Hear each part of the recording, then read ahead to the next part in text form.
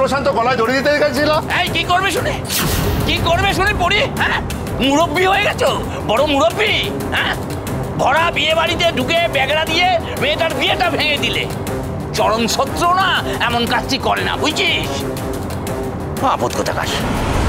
মানুষ কতটা কষ্ট পেলে নিজেকে শেষ করে দেওয়ার কথা ভাবতে পারে বলো তো পরি কাকা? আরে বাবা, প্রশান্ত মরে যাক সেটা আমরাও চাই না রে। ও মরে গেলে তো আমরাও মরে যাব। যতক্ষণ আমাদের টাকা প্রশান্ত তার সুদ সমেত ফেরত না দিচ্ছে ততক্ষণ প্রশান্ত তাকে আমরা মরতেও দেবো না। আরে ও মরে গেলে তো ওর শান্তি, কিন্তু আমাদের কি হবে? হ্যাঁ, এই যে শোনো, আমাদের টাকা সুদ সমেত ফেরত না দেওয়া পর্যন্ত তোমার মরারও অনুমতি নাই, বুঝলে? এই এই এই নাটো, এদিকে আয়। শোন, আজকে থেকে তুই এই প্রশান্তর বাড়ির বাইরে পাহারায় থাকবি। দেখবি ও যেন বাড়ির বাইরে পা না রাখতে পারে।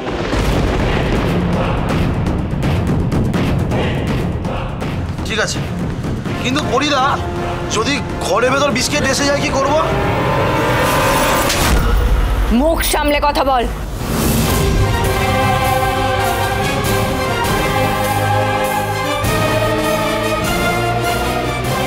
অসভ্যতা মনে একটা লিমিট থাকে। বেরো এখান থেকে।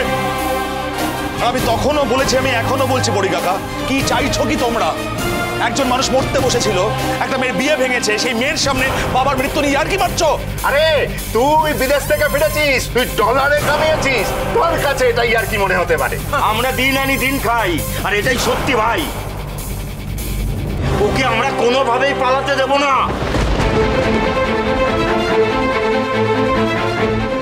আরে আরে গুনাগার তো ওকে দিতেই হবে। হ্যাঁ, কিন্তু সময় দিতে হবে না, কিন্তু সময় তো চাই। সময়? হ্যাঁ, সময় পেয়ে তো কেটে পড়তে যাচ্ছিল।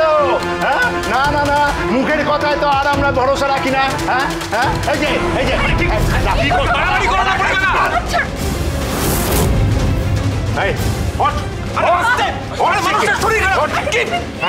এই যে নিজের মেয়ের মাথায় হাত রেখে শপথ করে বলো যে আমাদের সমস্ত টাকা সুদ সমেত তুমি ফেরত দেবে। বলো বলো।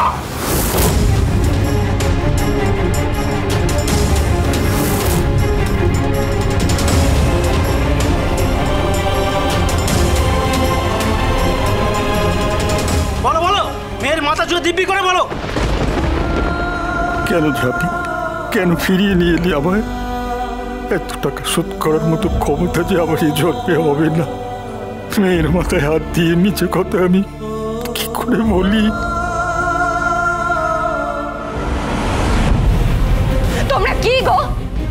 মানুষের সবে মাত্র মৃত্যুর মুখ থেকে ফিরে এসেছে, তার সঙ্গে তোমরা এরকম করছো? তোমাদের টাকা চাই তো?